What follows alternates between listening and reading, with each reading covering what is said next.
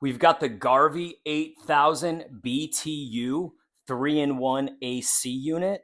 This thing actually, if you look down here, it's actually on rollers. This thing's amazing. You can roll it all around your house. Great for a 250 square foot to 300 square foot room. Dude, I tested this thing out. Very easy to put together, very easy to apply. You can apply it. We have horizontal windows, so we could easily apply it there. You can also apply it down here as well if you have vertical windows. Very easy to get in place. All you have is this little screw here, and that adjusts to the width or the height of your window, and then that seals it kind of in place. And then you have the airflow coming out here and here. So got the back of the unit there.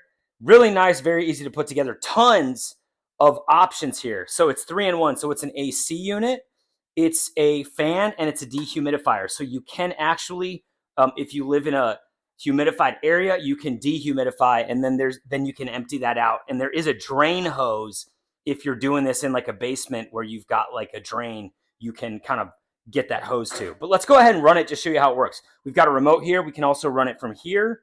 I'm just going to go ahead and run through it. So first of all, thing I want to say is it goes all the way down to 61 degrees.